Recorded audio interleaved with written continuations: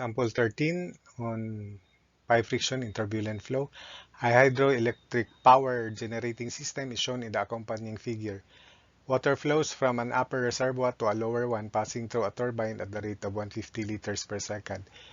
The total length of pipe connecting the two reservoirs is 300 meters. I changed this from 100 to 300 because it is inconsistent with the difference in elevations in the water surface, which is 147, 197 minus 50. The vertical distance between the water surfaces is longer than the length of the pipe, which is impossible. So that's why I changed it to 300. So determine the mean velocity of flow, the head lost in the system, and the power given up by the water to the turbine. So this is the figure. So for the first one, the mean velocity of flow, discharge is given, diameter is given.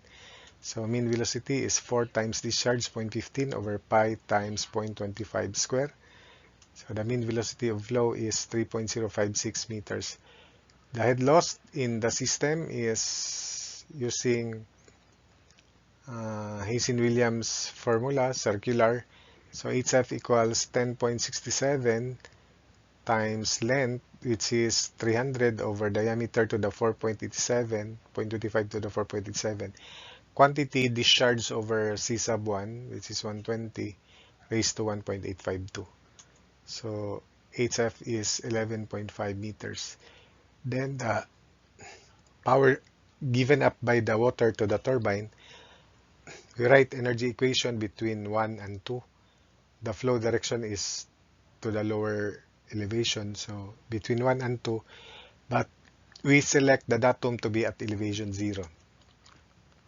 So velocity head at 1, 0, pressure head 0, elevation head 197 given, equals velocity head at 2, which is negligible or 0, pressure head 0, elevation head 50, head extracted by the turbine because there is a turbine here, and plus head loss in the system, which we have just computed, 11.5.